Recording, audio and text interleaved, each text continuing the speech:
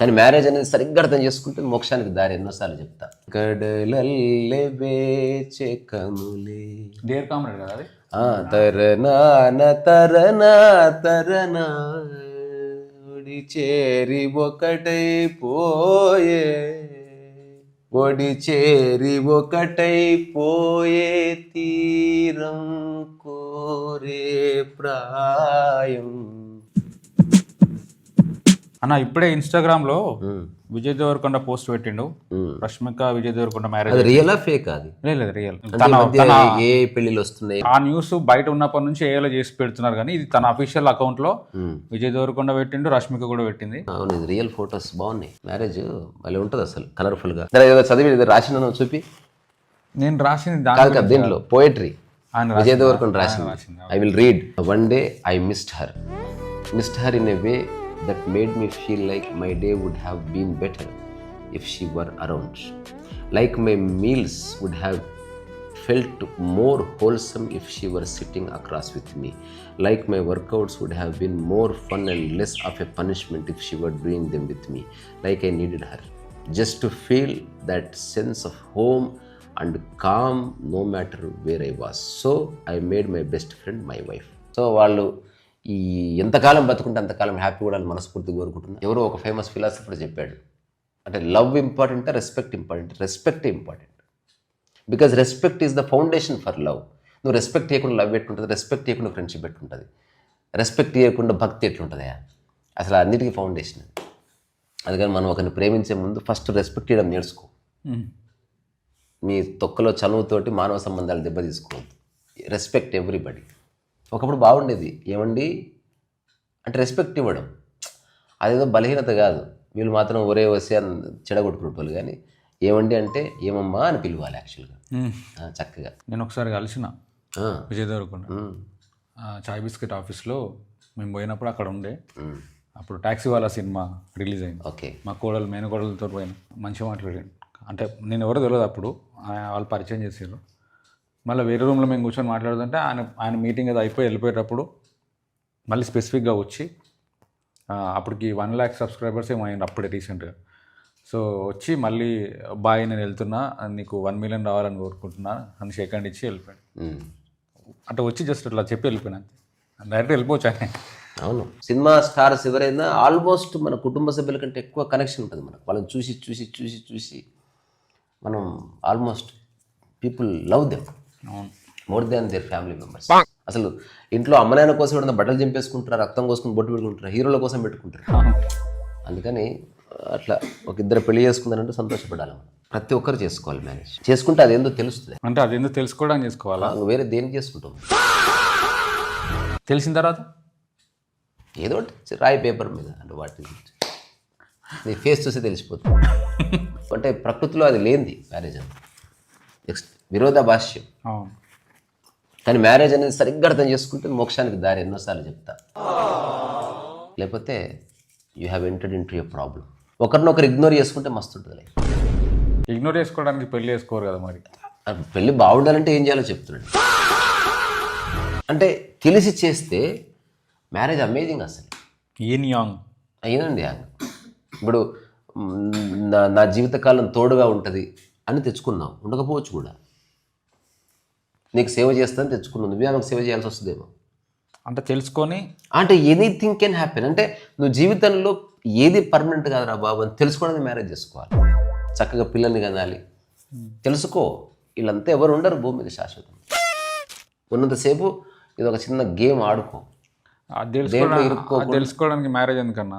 అంటే ప్రాక్టికల్గా నీదైనప్పుడు, నీది పోయినప్పుడు తెలుస్తుంది. నీ కారు సొట్టబడితేనే తెలుస్తుంది, వేరే కారు సొట్టబడితే నీకెట్టు తెలుస్తుంది? అవును, కార్ కాంటాక్ట్స్లో ఇంకా వేరే కాంటాక్ట్స్ తెలుసుకోవచ్చు కదా, ఈ పెళ్లి కాంటాక్ట్ తెలుసుకోలేవు. అంటే ఇది కార్ అనేది ఒక డెడ్ థింగ్, ఇది లివింగ్ ఆర్గానిజం. స్పందనకు ప్రతిస్పందన ఉంటుంది, వేరే చోట ఉండదు. కుటుంబ సభ్యులతో ఉంటుంది కదా, ఉంటుంది. కానీ ఇది ఎక్స్ట్రీమ్లీ ఇంటిమసీ కదా, బ్రూటల్ రియాలిటీ అనమాట. అంటే ప్రకృతి ఎంత బ్రూటల్గా ఉంటుందని తెలుసుకోవడానికి మ్యారేజ్ అనేది ఒక వేదిక. అంటే చూడు, మ్యారేజ్లో ఏముంది, ఒక లవ్ కనిపిస్తుంది, తర్వాత పిల్లలు వస్తున్నారు, పిల్లలతో సమస్యలు వస్తాయి. That is the package. హఠాత్తుగా ఎవరో ఒకరు మరణిస్తారు, అంటే ఏమైనా తిరగవచ్చు, ఎక్కడన్నా నీ జీవితంలో పెద్ద పెద్ద బాంబులు వెళ్తాయి.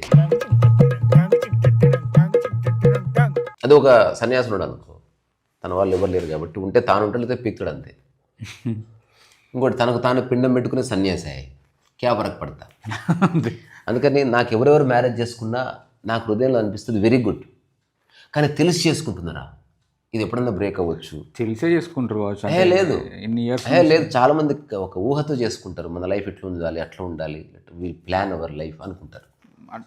అంటే ఆబ్వియస్లీ అట్లా అనుకుంటారు, గొప్పగా ఉండాలి. అట్లా అనుకునే వర్కౌట్ కాకపోతే ఇది కామన్ అని తెలుసుకుంటే అయిపోతుంటారు. అనుకోవడం తప్పు కాదు, అనుకోవాలి, ఎందుకు అనుకోవద్దు. ఇప్పుడు మన వీడియో 1,00,000 మందికి చేరవాలనుకుంటున్నా, ఇద్దరు చూశారు అనుకో, అయినా ఓకే. సో అందుకని ఇప్పుడు ఎవరైతే సినిమా వాళ్ళు చేసుకుంటున్నారో ఇది ఇప్పటిది కాదు. షమ్మి కపూర్ దగ్గర నుంచి షురు, తర్వాత రొనాల్డ్ రీగన్, లేదా John F Kennedy and Marilyn Monroe, even all. అంటే అది ఒక ఎంత అనుకున్నా హీరో లోపల ఒక మనిషి ఉన్నాడు. ఆ మనిషిలో ఈ ఒక మనసు ఉంది. వెంకటలక్ష్మి నచ్చుతారు అంతే, వెంకటలక్ష్మికి మనసు ఉంటుంది, ఎవరో ఒకటి నచ్చుతారు. ఆ ఫస్ట్ ఇంప్రింట్ ఉంటుంది. సో మైండ్కి మీద కొన్ని ఇండెలిబుల్ ఇంప్రెషన్స్ పడతాయి. ఆబ్వియస్గా ఒక క్యూట్నెస్ ఉంటుంది, ఒక ఇచ్చిపుచ్చుకోవడం ఉంటుంది, ఒకరికొకరు పరిచయం కానప్పుడు రియల్ థింగ్ ఉంటుంది యాక్చువల్గా. అట్లే 50 ఏళ్ళు బతికితే బాగుంటుంది. కానీ ఏం చేస్తారు, దీన్ని కొనసాగిద్దామని కలిసి మొత్తం కోల్పోతారు. అది దూరం దూరం ఉంటేనే ఉంటుంది. అది దగ్గరకు వచ్చిన తర్వాత కొంచెం చనువు ఏర్పడి మాయ ఎంటర్ అవుతుంది. మాయ ఏం చేస్తుంది, చనువు అన్న, నువ్వు నా సొంతం కదా అరే అంటది అది. వాడు వస్తే అంటాడు, కథ అక్కడి నుంచి మాయ మెల్లగా జొరబడి ఒకరి మీద ఒకరు ఆధిపత్యం చేసుకోవడం, ఒకరినొకరు అనుమానించడం, ఒకరినొకరు ఒక దృష్టితో, ఒక అథారిటేటివ్గా, ఒక పొజెసివ్గా, యాజ్ ఎ ప్రాపర్టీగా చూసుకోవడం మొదలైనప్పుడు మ్యారేజ్ అనేది డెడ్ అవుతుంది. బట్ ప్రాపర్గా అర్థం చేసుకుంటే ఇట్స్ వెరీ బ్యూటిఫుల్ థింగ్. అంటే ఇది చాలా విషయాలు నీకు నేర్పిస్తుంది. మ్యారేజ్ బాధ్యత నేర్పిస్తుంది, పిల్లల ముడ్డి అడిగేది నేర్పిస్తుంది. ఎవరిదాకా అడుగుతాడా అసలు అది. అంటే యూ లైక్ షిట్ బేసికలీ. అదే నీకు పిల్లల ముడ్డి కడుతున్నట్టు నీకు అసలు అసహ్యం ఉండదు. ఇంకా వాళ్ళ పిల్లలు యూ ఎంజాయ్ ఇట్. అంటే నీకు ఏంది జీవితం అంటే ఇంతేరా బాబు, గోల్డ్ ఎంతో షిట్ అంతే.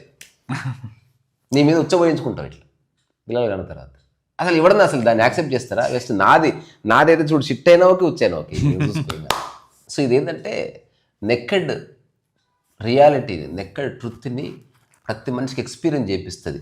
కానీ మనిషి ఏం చేస్తాడు, ప్రాపంచిక వ్యవహారాల్లో వివాహాన్ని పెట్టి చెడగొట్టుకుంటున్నాడు. ప్రకృతి పరంగా వివాహాన్ని చూస్తే మస్తు ఉంటుంది. అదొకసారి ఎట్లా ప్రాపంచికంగా చూస్తే బంగారము, మా పిల్లలకు గొప్ప చదువులు చదివియాలి, అందరికంటే ఫస్ట్ మా పిల్లాడే రావాలి, మా ఆయనకు ఎక్కువ శాలరీ, ప్రపంచంలో ఇరికిచ్చింది మ్యారేజ్ని. అట్లా కాకుండా మ్యారేజ్ అంటే శృంగారం, లిబరేషన్, లైఫ్ అండ్ డెత్ నీ సమక్షంలో నాది అనుకున్నది ఎప్పుడన్నా మరణిస్తుంది. నువ్వు దాన్ని అంగీకరించినావు అనుకో, అదే మోక్షం అంటే. ఇట్లా తెలుసుకునే ఆప్షన్ ఉంది అందులో. కానీ మనిషి పిచ్చోడు అసలు.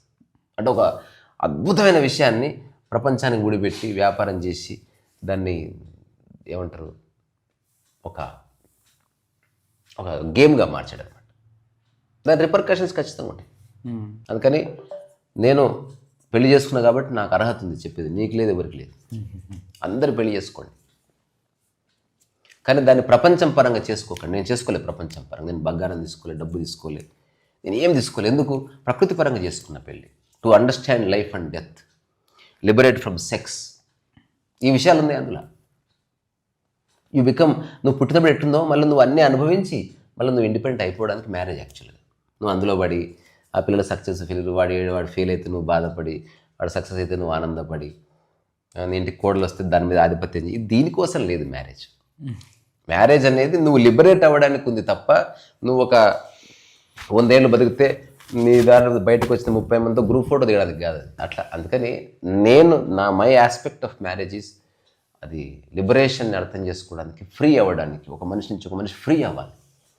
ఒక మనిషి మీద ఒకరు డామినేట్ చేసుకోవడానికి, ఒకరినొకరు ఇబ్బంది పెట్టుకోవడానికి, ఒకరినొకరు ఇన్సల్ట్ చేసుకోవడానికి, దానికోసం లేదు. తన కుటుంబంలో ఎవరైనా మరణిస్తే జీవితంలో భాగమని గుర్తించడానికి మ్యారేజ్ ఉంది. అంటే the very close real dear, వాళ్ళ సక్సెస్ కానీ ఫెయిల్యూర్ కానీ, వాళ్ళ జ్వరము కానీ వాళ్ళ ఆరోగ్యం కానీ, రెండింటిని చూసే అవకాశం. చిన్నపిల్లలు మన కళ్ళ ముందే జ్వరం వచ్చి అర్ధరాత్రి ఏడుస్తుంటే ఎక్కే నీకేం అర్థం కాదు. నీకు ఒక గొప్ప అనుభవం, నీ అర్ధరాత్రి లేచి కూర్చుంటుంది, నీకేం చేయాలో తెలియదు. నేను చెప్పాలనుకుంది ఒకటే, ఒక పాయింట్ ఉంది. ఎవరైనా చేసుకోండి, చాలా బాగుంటుంది. అంటే లైఫ్ లాంగ్ ఒక కంపానియన్. అంటే నువ్వు సుత్తేస్తే తినడానికి వచ్చే ఉంటుంది. ఎవరైనా చేసుకోండా, ఎవరినైనా చేసుకోండా? ఎవరు నచ్చితే వాళ్ళు చేసుకోండి. సో నేను పెళ్ళైన వాళ్ళందరికీ ఒక చిన్న సలహా ఇద్దాం అనుకుంటున్నాను. ఇది పాటిస్తే గుడ్ రిజల్ట్స్ ఉంటాయి.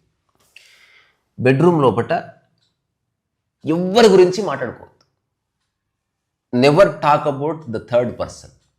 అది అమ్మైనా నానైనా గురువైనా, never talk about the third person. Either you or her or be silent. Never talk about third person. దయచేసి ఇది పాటించండి, చాలా సమస్యలు క్లియర్. ఈ పాట ఉంది, కడలల్లె వేచే కములే. డియర్ కామ్రేడ్ కదా అది. తరనాన తరనా తరనా ఒడి చేరి ఒకటైపోయే, ఒడి చేరి ఒకటైపోయే తీరం కోరే ప్రాయం. మస్తుంది పాట.